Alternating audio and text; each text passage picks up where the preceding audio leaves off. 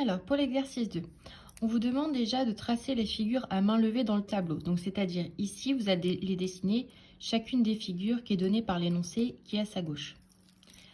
Donc, lorsque l'on trace à main levée un parallélogramme, on peut directement faire un parallélogramme, on va dire, classique. Et on lui donne directement son nom. C'est-à-dire ici, il s'appelle EFGH. On l'appelle directement EFGH.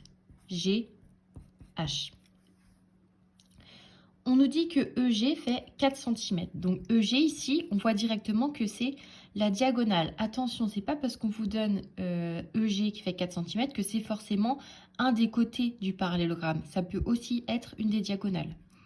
Donc ici, ça fait 4 cm et on a FH, donc l'autre diagonale qui fait 6 cm elle. Donc, on a dit dans l'exercice juste avant que les diagonales d'un parallélogramme se coupaient en leur milieu.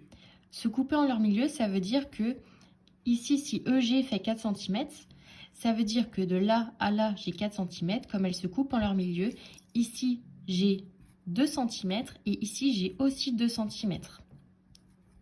Du coup, la même chose pour le segment FH. Si FH fait 6 cm, alors ici, j'ai la moitié de 6, donc 3 cm. Et ici, pardon, j'aurais dû mettre up, et là, 3 cm.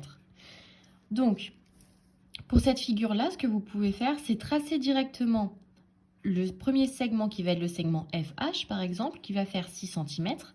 Vous lui pointez bien le milieu et ensuite vous placez votre segment EG qui va bien se situer 2 cm vers là et 2 cm vers là aussi. Attention, on fait bien ici un segment, on ne casse pas du tout notre segment. On ne vous impose pas d'angle ici, donc c'est-à-dire que vous pouvez placer votre 2 cm avec l'inclinaison que vous souhaitez ici. Donc, je répète, on trace 6 cm, on prend la moitié et on trace 2 cm, 2 cm. Donc un segment de 4 cm avec l'angle que vous souhaitez ici.